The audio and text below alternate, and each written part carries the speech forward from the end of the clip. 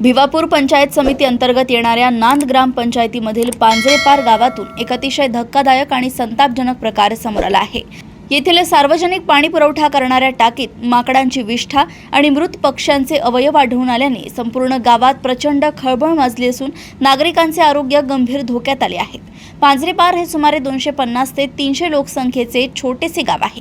या गावाला ज्या शासकीय टाकीतून पिण्याचा पाणी पुरवठा केला जातो त्या टाकीला गेल्या अनेक दिवसांपासून झाकणच नाही।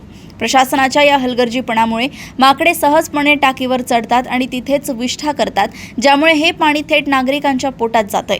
हा घाणेरडा प्रकार रविवारी सकाळी अचानक उघडकीस आला।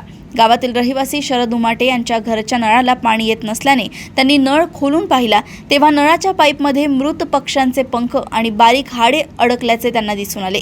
हा प्रकार पाहून संशय आल्याने ग्रामस्थांनी थेट गावाची मुख्य पाणी टाकी गाठून आत पाहिले असता टाकीच्या पाण्यात पक्ष्यांचे मृत अवयव तरंगत होते आणि टाकीच्या पुढाशी गाळाचा मोठा थर साचलेला आढळला। ग्रामपंचायतीच्या या अत्यंत बेजबाबदार आणि निष्काळजी कारभारामुळे पांजरेपार येथील निष्पाप नागरिकांना कित्येक दिवसांपासून हेच दूषित आणि जीवघेणे पाणी प्यावं लागतंय। ग्रामपंचायतीने लोकांच्या जीवाशी खेळणे थांबवून तत्काळ टाकीची स्वच्छता करावी आणि तिला झाकण बसवावे अशी आग्रही मागणी करत संतप्त नागरिकांनी प्रशासनाविरोधात तीव्र संताप व्यक्त केलाय। भिवापूर येथून मनोहर वानखेडे यांची रिपोर्ट।